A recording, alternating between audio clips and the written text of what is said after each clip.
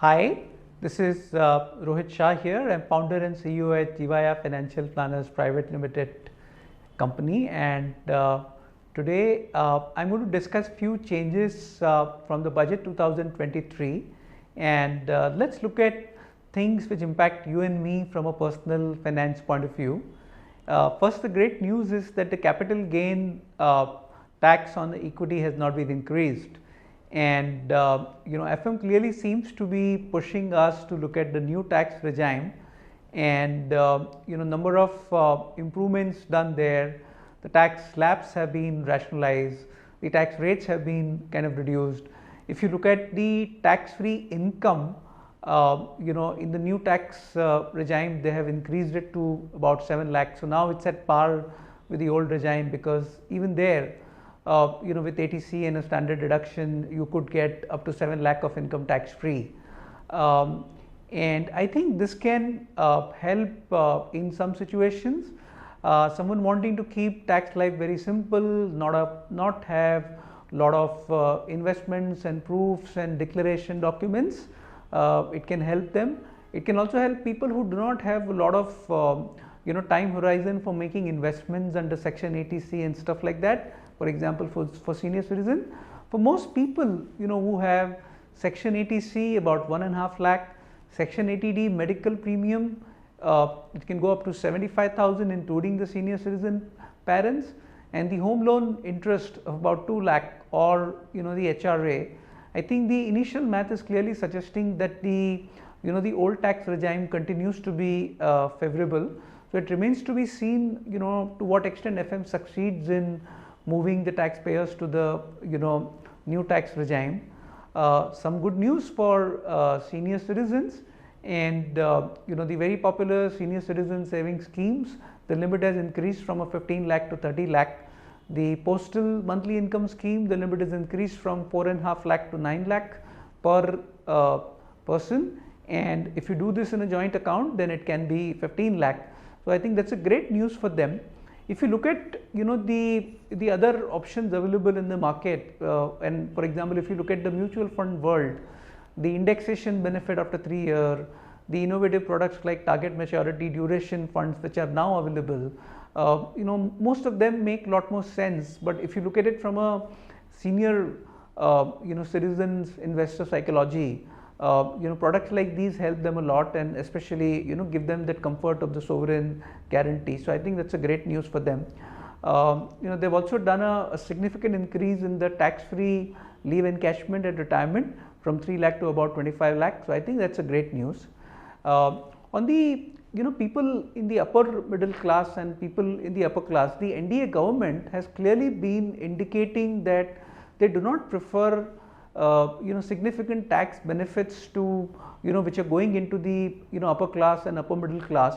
And for example, Section 54, Section 54F, tax benefits where capital gains can be exempted by reinvesting in the real estate. These benefits are now capped to 10 crore. A lot of ultra HNIs use the life insurance traditional policies to get tax-free return under Section 1010D. So now that benefit is capped to a total premium of 5 lakh in a year for all new investments that one makes from the 1st April 2023. The death proceeds at maturity does not change, that continues to be tax-free. But a normal, in the normal course of maturity, when you get the money under Section 1010D, that exemption is now revoked for more than 5 lakh of the premium. Market linked debentures, one of the innovative instrument where the taxation benefits were available so far as an equity instrument. So that has been changed now, and going forward it will be treated as a normal income, and your cumulative tax slab will apply. So that arbitrage is going now, and our view has been that the instruments like MLD, where essentially the payout is linked to the let's say a Nifty index performance in 3 years, and hence being an equity instrument, equity oriented instrument, the gain is taken as an equity gain, and a lower taxation is what is applicable. So we felt this is a combination of an equity arbitrage and a credit play in most cases, and we had stayed away. So that arbitrage is also kind of going now.